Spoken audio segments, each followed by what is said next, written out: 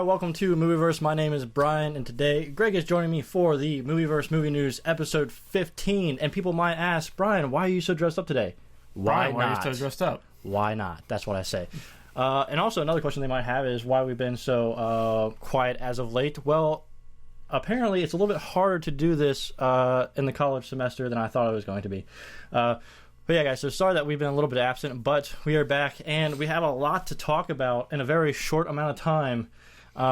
There's so much that's come out in this past week alone with Marvel and DC because New York Comic Con was this weekend. So without further ado, let's go ahead and jump into this stuff that we need to talk about. So there's been a rumor that's been going around this week that Marvel was canceling the Inhumans movie that is set to come out in 2018. Bleeding Cool reported it.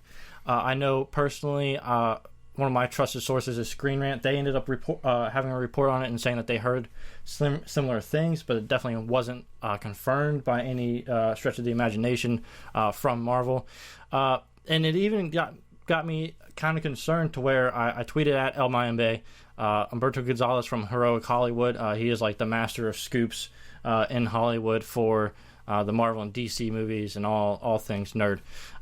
And I'm sure there's tons of other people who were, kind of asking him the same thing, like, hey, because he hadn't reported on it. So they're like, hey, have you heard about this? Do you know what's going on? And he ended up coming out and basically writing up an article saying that that it was false. Now, obviously, neither side is like we shouldn't take either side as like confirmation. But Greg, what are your thoughts on the possibility of Marvel canceling the Inhumans and like what it would mean like going forward? Yeah, I mean, one of the kind of also the big things about even the Bleeding Cool story was that they got this from New York Comic Con, where only Marvel Television was. Yeah. So Marvel Cinematic wasn't even there. Yeah. At the same time, it's kind of like I can kind of see why, like, you have this whole backlash against this whole, like, the TV and the movies not interacting with each other. Yeah. And Agents of S.H.I.E.L.D. is focusing so heavily on Inhumans. That was one of the things is that they mentioned was that because, Marvel Studios is no longer under the control of Ike Perlmutter, they're saying that, maybe there's a lot of still, like, some fallout from that going on. And also, too, at the same time, it's kind of like, even Agents of S.H.I.E.L.D. show has gotten kind of like middling reviews and like middling critical feedback. So it's like, do you really see that show lasting for 4 more years? I'm gonna tell you what, I've watched the first few episodes of season 3, and it has gotten so much better. It has gotten like it actually is like literally has me like sitting on the edge of my seat like during the and I will be the first to admit that even though I watched the first and second season, there was definitely issues with both those seasons. Yeah, but the third season, like how they've started off, has been really good. And like they always seem to go on stretches where they had a good couple episodes in a row, but then it kind of fell back. So it's it's kind of like my favorite football team. Until they get to that part where they usually screw up and they don't screw up, that's when people will stop, saying that they're gonna choke or whatever. I mean, the only other thing the Marvel Studios Cinematic Studios may feel maybe it might encroach a little too much on Guardians of the Galaxy, like more like comic area, but well, I think the one thing that we have to remember about this is that Agents of S.H.I.E.L.D. cannot use any of the royal family of the Inhumans or any of those big Inhuman characters, and that is because the movies, the Marvel Studios side of it has plans for those characters, and that's why they're using characters like Lash, and they're basically retconning Daisy Johnson as Quake as an Inhuman, and they just use this guy who like melts metal. So, like, they're using these characters that they can kind of get away with using as Inhumans. Now, the real test will be to see if later in the season they actually do use some of the royal family. And if they do, then I would say that, yeah, okay, they might not be using Inhumans in the movie anymore. Yeah. But one thing that I want to bring up is, like, I feel like Marvel Studios will still make the Inhumans movie. And I feel like the only way that they won't is if behind the scenes there's something going on between Marvel Studios and 20th Century Fox, and we can't rule that out anymore because 20th Century Fox had a bad relationship with Ike Perlmutter, and now that Marvel Studios has separated from him a little bit, there might be a way for Marvel Studios to make a deal with 20th Century Fox. But all that's speculation, and we still need to figure out what's going on. So I'm sure this will develop more in the coming months and possibly a year once we start getting closer to the time when Inhumans would start filming and stuff like that.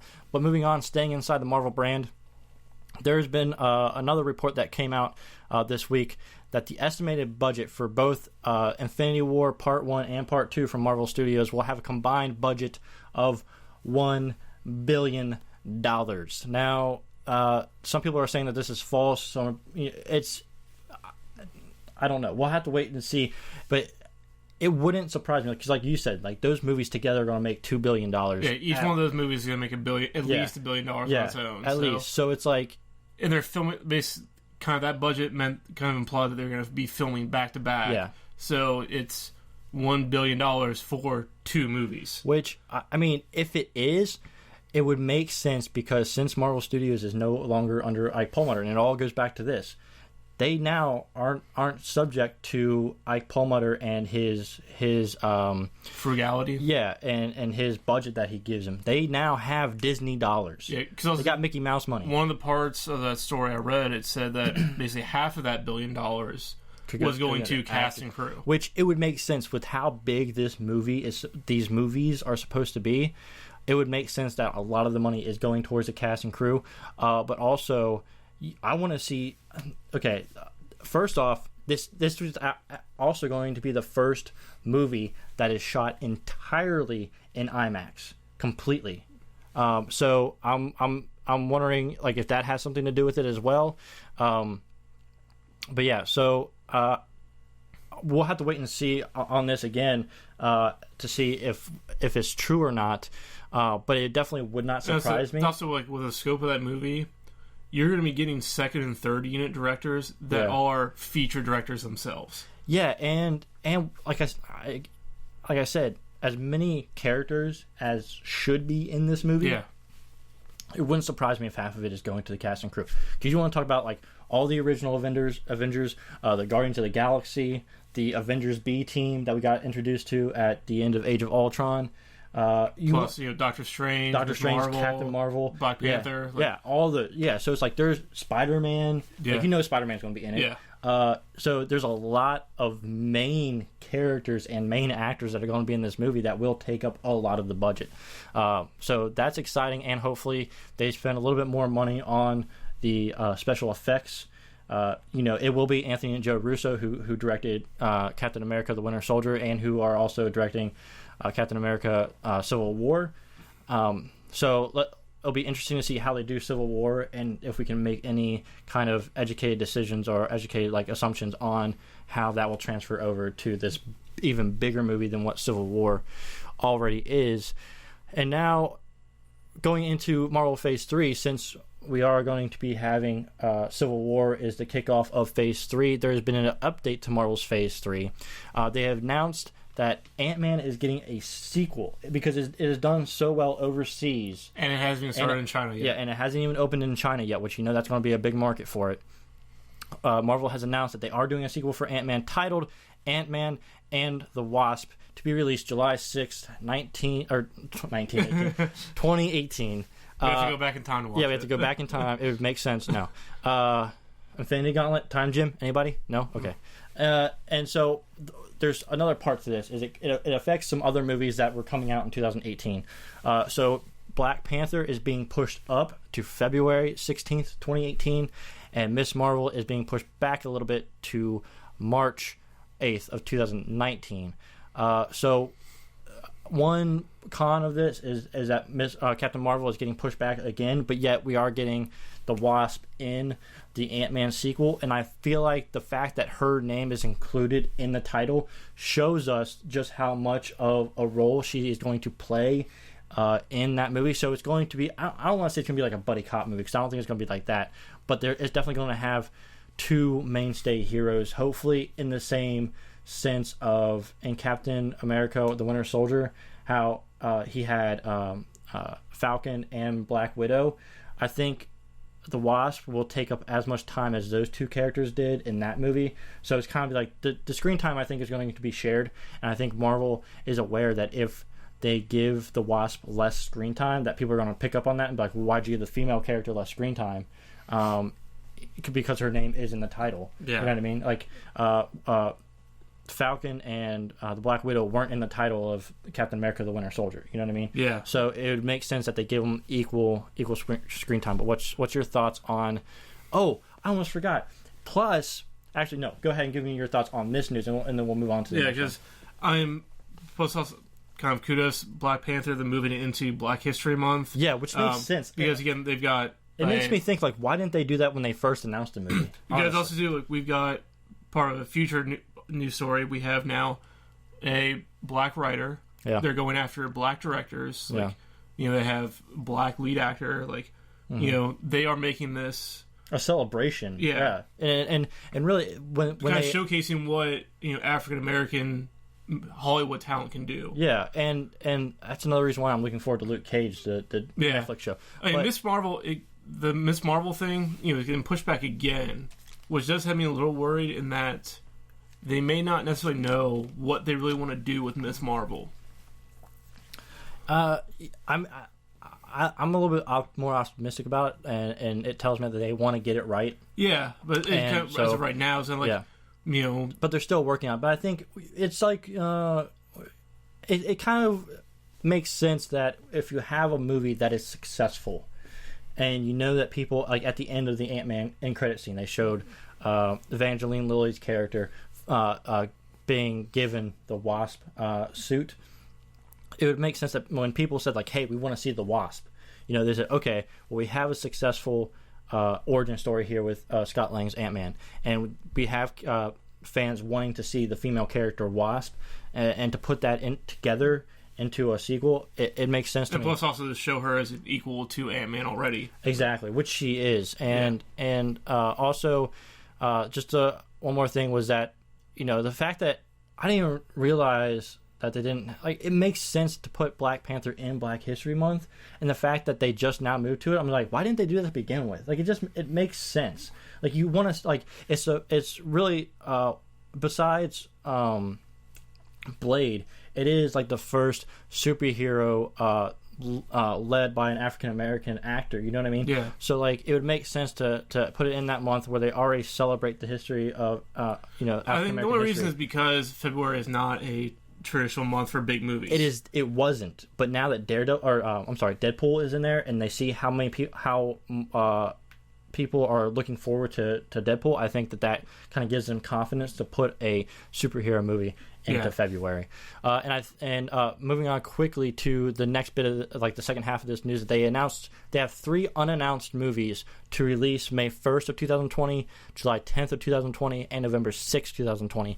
So we have no idea what these movies are going to be, but they've already planted their flags, which makes sense to me because with how many movies we have coming out over the next few years, it would make sense that they want to claim their territory now.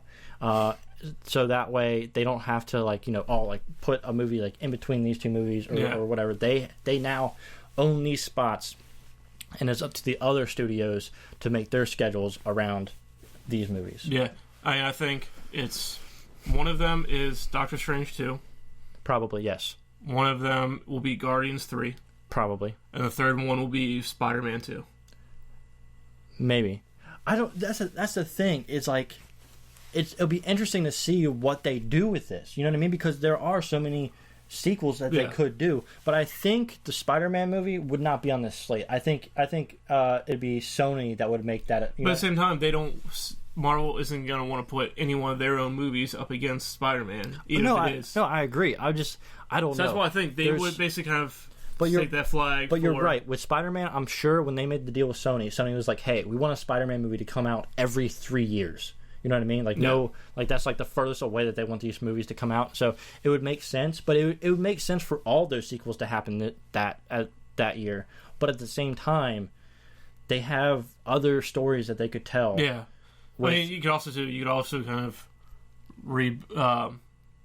and again, this is after Infinity War, so you could reboot Captain America. Yeah. You could reboot Iron Man. Well, also, I can't remember, but I think I read this somewhere that all these movies might not necessarily be standalone movies.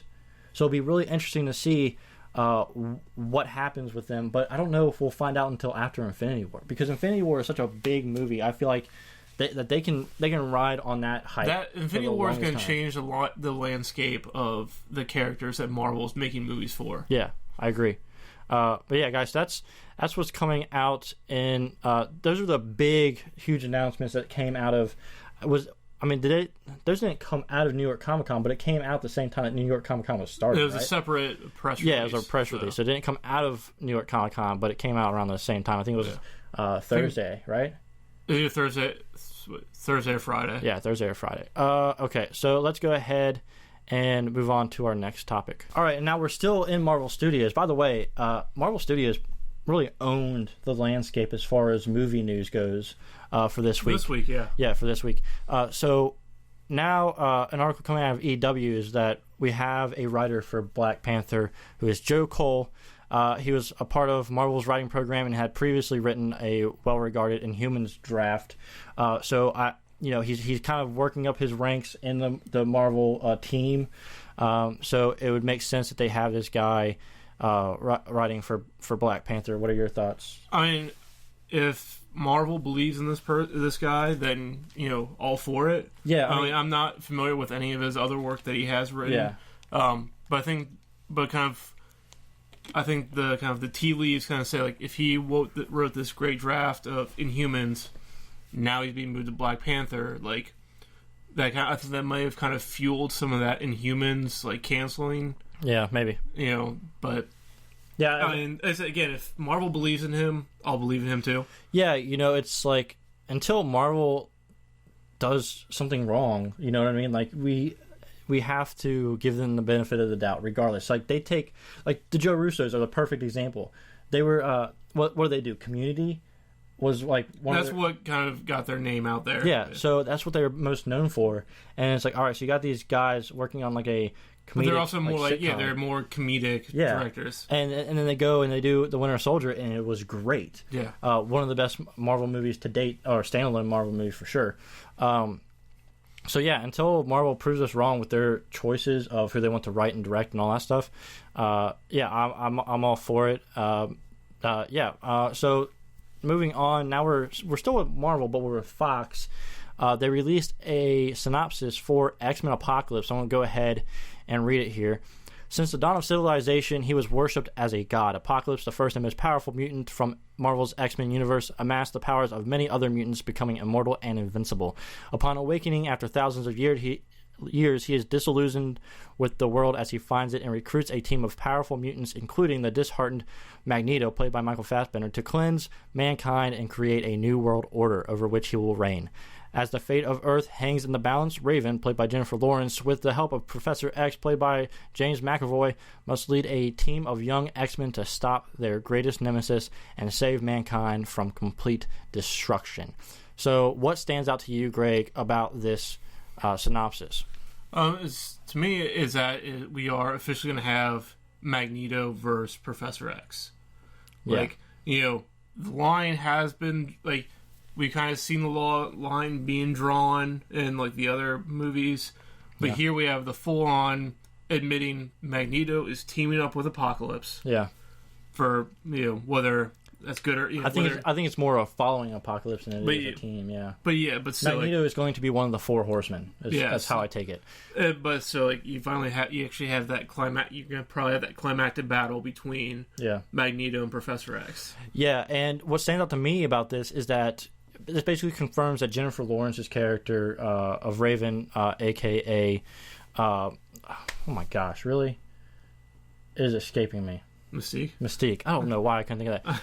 Mystique is siding with Professor X and these new X-Men, who we know to be like Cyclops, Jubilee, Jean Grey, all those. The original traditional. Yeah, the traditional X-Men. They're going to be younger, and Professor X and Mystique are kind of going to be, their leaders in this fight against Apocalypse and his four horsemen, who that includes Magneto. So we know Magneto and Psylocke. We know Psylocke, Archangel is another one. So that's 3. Do we know what the 4th one is? I don't think we know yet. No. So that'd be interesting if they end up doing Wolverine. I don't think that they will, but if they haven't announced it yet, it kind of would make sense that they would do Wolverine. But I mean, that's just speculation. And or the 4th one could be a turned X-Men that's in this movie. Like that could be. Yeah. Yeah. So that's. I mean, do you have anything else to say about that? I think that would make the most sense. Basically, there's something that kind of decimates the kind of resolve of Professor X's mutants. Yeah. And one of them will join Apocalypse. Yeah, and I feel like, the synopsis itself is pretty standard. It's what we expected to see. It sounds like every time the X-Men have encountered Apocalypse. Yeah, and also an article that I think just came out yesterday mentioned that the runtime for X-Men Apocalypse is actually going to be longer than any other X-Men movie that we've had so far, which would make sense because they are kind of like Apocalypse is like the baddest mutant that they've ever come across. Like, he is the most powerful. He is like the Thanos of the X-Men universe. Yeah. So it would make sense that it runs longer. The synopsis, it makes sense the way it sounds, and Jennifer Lawrence in a blue skin suit is fine with me. So, moving on to Batman v Superman viral marketing. So they've started doing some stuff. Lex Luthor has his own Twitter account. It's at what is it? Alexander Luthor is at Alexander Luthor on Twitter. If you want to follow Lex Luthor in real life on Twitter, he's there. There's also a LexCorp website and YouTube page, and they have a little kind of video. It's like a promotional marketing for LexCorp that you would see like in real life for a real company. So I thought that was really interesting. The interview in Fortune magazine. Yeah, Lex Luthor had a interview in Fortune magazine, which was interesting.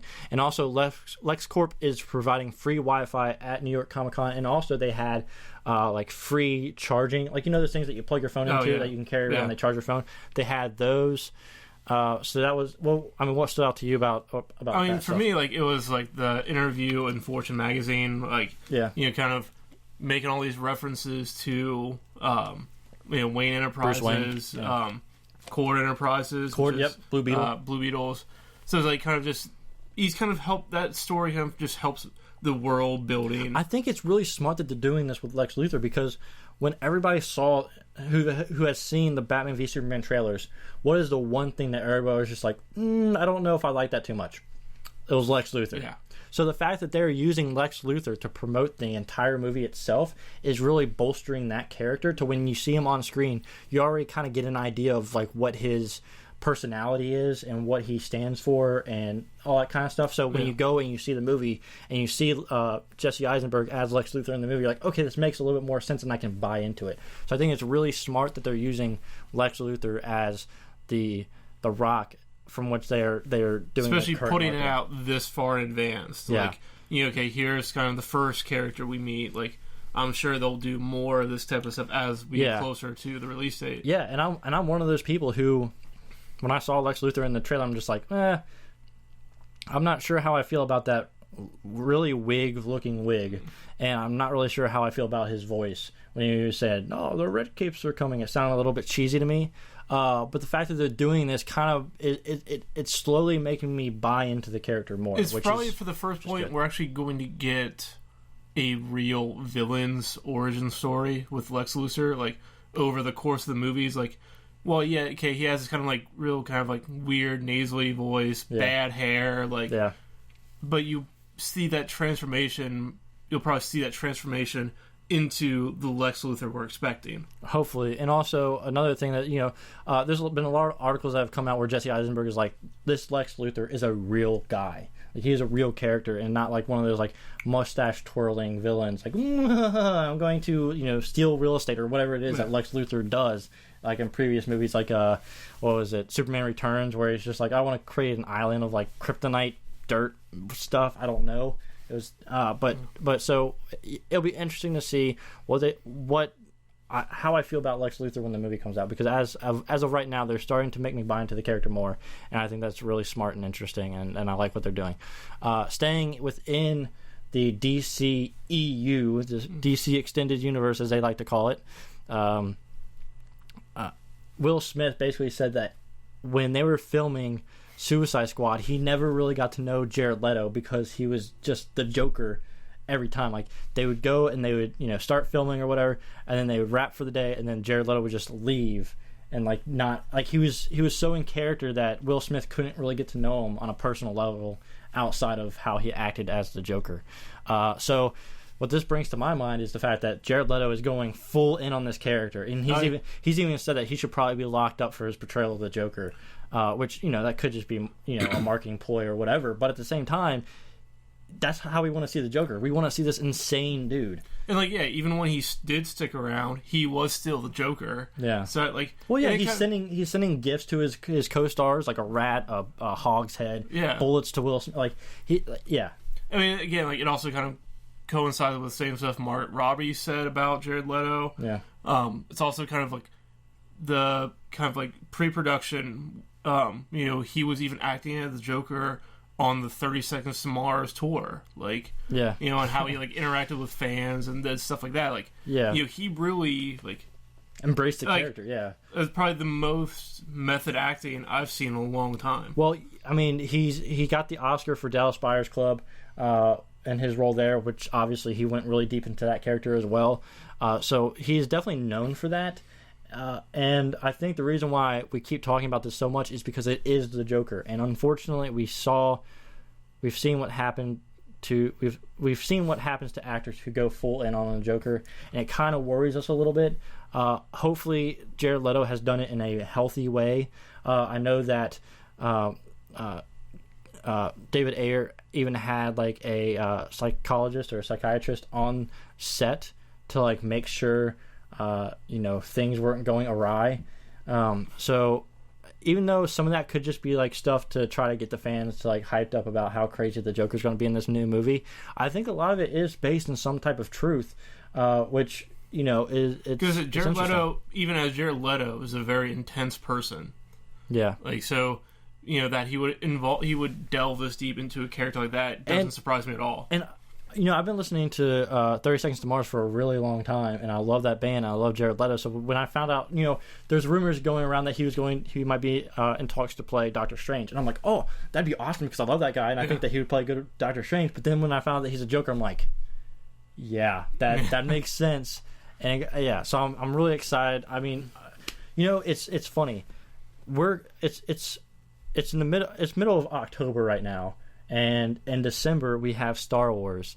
And once Star Wars hits, the movie landscape is going to change it might be I don't know if it'll be forever, but it's going to change for at least the next 5 to 10 years. Yeah. Because after this movie comes out, Star Wars, then you have Deadpool in February, you have Batman v Superman in March, and then you have Marvel movies, you got the Suicide Squad, you have so many movies coming out every single year. 1, I'm going to be broke. 2, I'm going to be thoroughly entertained with all these stories. Obviously, some of those movies probably aren't going to be the greatest, because that just happens when you get an influx of any type of product, whether that be movies, toys, electronics, whatever. There are going to be some duds. But I feel like overall, these studios, Fantastic Four, with these studios, especially DC and Marvel Studios, with their competition that they have with each other, competition creates not only creativity but quality, because they know that, hey, if we mess up, it's not going to be good for us. So, all right, so that does it for our main topics for the day. Now we're going to get into some quick hits. We have Incredibles 2 finally gets a release date. We don't get it down to the day, but we definitely get a month and a year. So June 2019 is the release time for Incredibles 2. I can say personally, that's too far away. The Incredibles is what the first Incredibles movie is what the Fantastic Four should be.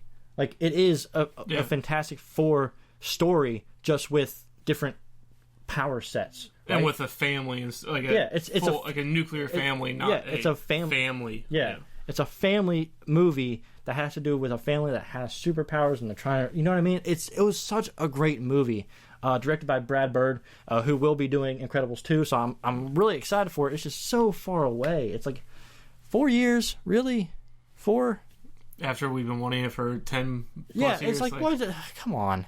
But yeah, what are your thoughts about Incredibles 2 getting this release date? I mean, I feel like it's just a story, like press release to kind of get people to shut up, like, Yeah. because like, you know, I feel like they knew all along it was going to be this long way out. Yeah. But you can't just say that to people. People want something more concrete. Yeah.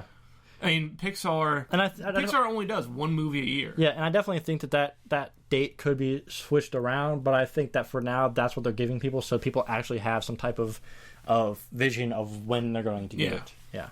Just press release to get people to shut up. Yeah. All right, so moving on to our next quick hit, we have Furious 8 gets a director. So for the longest time, Vin Diesel, which I actually want to mention something about him in a second, but Vin Diesel has been saying, like, I will post right here when we choose a director. And Vin Diesel is very hands-on with the Fast and Furious franchise. He takes it very personally. I mean, he is actually a producer now. Yeah, so. And he takes it very personally. He loves the franchise, and since Paul Walker passed away, I think he's even taken it even more seriously, to where he wants to produce as quality of a product as he can.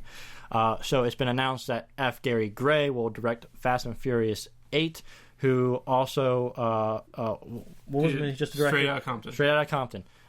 So it's interesting to see, when you talk about Straight Outta Compton and then you transfer over to Fantastic Four. I'm seeing FF. I'm seeing FF. Well, that's how they labeled it in the Variety article. Fast and Furious 8. Interesting to see. They came up with the logo. They include the logo in the story and said FF8. So. And it'll be interesting to see what kind of tone they have with this new Fast and Furious movie. I almost did it again.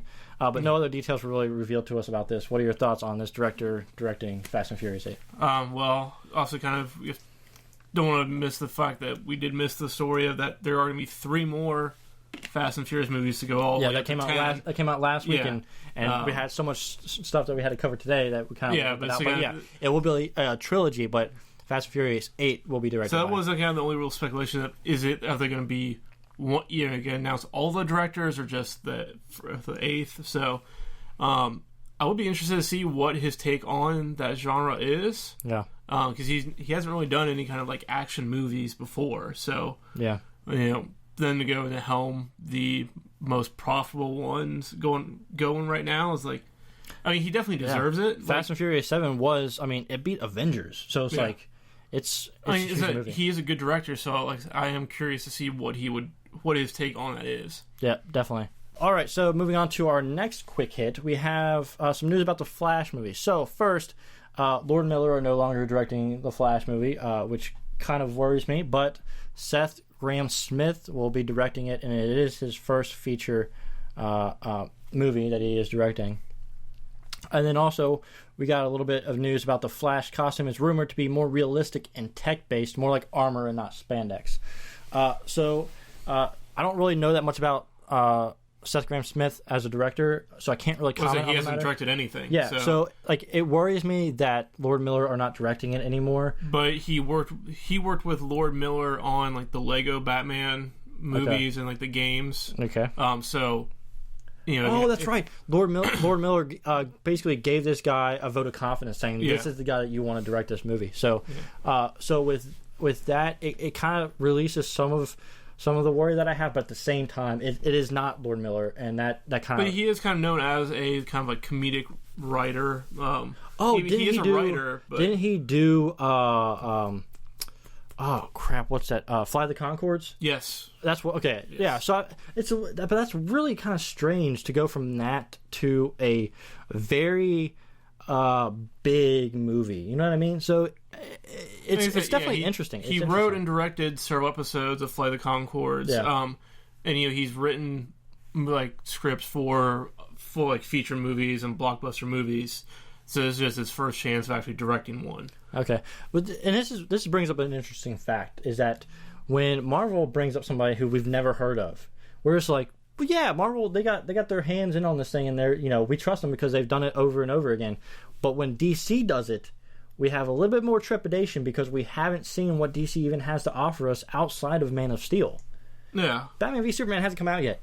They haven't used Marvel has built up such a great rapport with us, their consumers, the consumers of their movie, to the fact where we trust them even when they pick people like the Russo brothers to direct The Winter Soldier. And now that they have, whenever they pick up smaller directors, that we haven't heard of, like the guy who's going to be directing the new Spider-Man movie, right? So it's like when Marvel does it, we trust them because they've done it before and they've proven to us that they have the right people in place to make these decisions. But then when DC does it, we're a little bit more trepidatious. So I don't know. I just thought that was an interesting point. It is true. It's, we have Man of Steel, you have Green Lantern, Yep. Which, so other thing, like, and again, Flash is a more lighthearted character than Batman or Superman or Wonder Woman even. So it's like, how will he be able to fit this comedic tone into this very dark and heavy world? That's another thing with this director. He's done comedy, but then like when we go and we look at the Man of Steel movie and what we've seen so far of Batman v Superman, it feels like a very dark, grounded, and gritty world that they're building. So it's just like it doesn't really make sense to me. There's a little bit of a disparity there, and I'm not really sure what it means. But touching on that second part about Flash costumes being more realistic, tech based, and not spandex, more like armor, I don't know how I feel about it, because I understand you have to do something, right? You don't want it to be, especially since you have a spandex looking Flash in the TV show. Yeah, which even though that's based on technology too. Yeah, it's that's more like a rubber suit type of anti-friction, whatever. I understand what you're saying. But it looks like spandex. I think it's definitely their way of trying to differentiate themselves from the TV Flash, which they need to. And this Flash.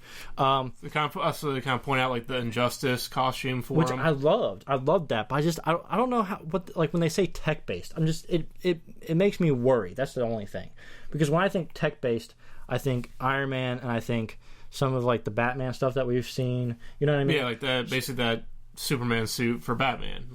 So it's like I don't know. We're gonna have to see what they have cooked up for. And again, it's also, does his power come from the suit or does he have them naturally? Exactly. It better not come from the suit. I'm telling you that right now. If it is from the suit, I'm going to be pissed. A lot of people will be pissed. That's still a little bit too realistic and grounded for me. Okay. All right, so then moving on to our last quick hit. People have been talking about this forever, Greg. They're wondering... Thanks, Guillermo del Toro. They're wondering if it's ever going to happen, or if it's not going to happen. And finally, we have confirmation that Justice League Dark will happen. It'll be produced by Scott Rudin, and he is working behind the scenes to get the production started. And they are aiming for a production start of 2016. Even like May of 2016 at that. Yeah, and so we have a rumored plot synopsis, and it says it involves a series of ancient tombs stolen by a madman hellbent on the destruction of humanity. When he learns of this, opulent detective John Constantine seeks out a group of heroes that specializes in the mystic and arcane in order to save the world. So first off, if it is John Constantine, great. I think that's a great character. Hopefully it involves Satana. Like John Constantine, Swamp Thing. Satana. Satana. I can't remember the other one. And there's I think it was total 5. So when you include Constantine. Yeah. So I think this is a really interesting and I think Suicide Squad is kind of opening us up to this realm of the world with the Enchantress. And because she's supposed to be like the Cara Delevingne's character is supposed to be taken over by like a demonic like entity or power or whatever, so I think that kind of opens us up to John Constantine's world. What if somebody in Suicide Squad whose role hasn't been announced yet is actually John Constantine? Or what if John Constantine just shows up, like, you know what I mean, to kind of like take us in that direction? I don't think it's going to happen. I haven't heard anything like that. Yeah, we have no idea how this will also tie into with the DC EU. If it will even be a part of the same universe, but yeah, I definitely like the character of John Constantine. I didn't really watch the TV show just because there's been so much on TV that I watch anyways, to where like I didn't get a chance to watch it. But yeah, do you have any more thoughts on this news? Again, for me, like, that's something I'm just gonna have to wait and see. Like, set photos, costume photos. Like, to be perfectly honest, I know nothing of the Justice League Dark. Yeah, like, I haven't read any of their comics. I just know some of the characters. I know. Yeah. I know of Swamp Thing. I know of Zatanna. I know of John Constantine. I saw the John Constantine movie that had Keanu Reeves in it, which I really liked. Yeah. I really enjoyed that movie. So, I mean, I know John Constantine, but after that, like, I just know them by, like, news stories, and like, I don't know anything really about them. Yeah, I mean, my DC rings are mostly like Batman and Justice League stuff. So there was some Constantine in, I think it was Trinity War that I read. But yeah. That's it for the news for this week. We do have some other news from like last week that hopefully we'll be able to throw into some shows here in the future. But this will do it for the Movieverse Movie News episode 15. And guys, before we go, I just want to point out Greg is so kind to be modeling our Movieverse. The thing's in the way. Move over a little bit so you can see. We got a Movieverse TV shirt. It's very nice. We have. So we basically got it for the guys here, me, Greg, and Jason. But we had 2 subscribers who have been subscribed for a really long time. They showed up to our live stream when we were celebrating the 1,000 subscribers. They have their own channel, Crazy Couple. If you guys go and subscribe to them, you should. They're very nice people. But they actually are the first people outside of us to get Movieverse TV T-shirts. And I feel really bad because after that live stream, literally the Monday after that live stream, I had school that started up, and I got so busy, and I completely forgot about it. And I messaged them the other day. I'm like, my guys, I'm so sorry. Honest mistake. I completely forgot. But I'll get that to you like soon. And he was so cool about it. I was like, hey, don't worry. It's just awesome that we're getting T-shirts anyways.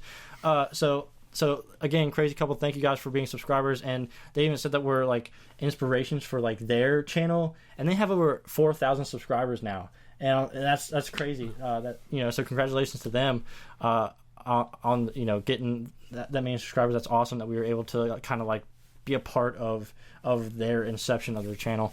But yeah, so we have T-shirts now, so that's awesome. But guys, that's gonna do it for this episode. Make sure you guys are following us at Facebook, facebook.com/Movieverse online. Follow us on Twitter at Movieverse2, Instagram Movieverse online, and also make sure you send us emails for questions that you guys have that we can answer on the show, and send those emails to movieverseonline@gmail.com. I am Brian, this is Greg, and we are Movieverse, and we will catch you guys next time.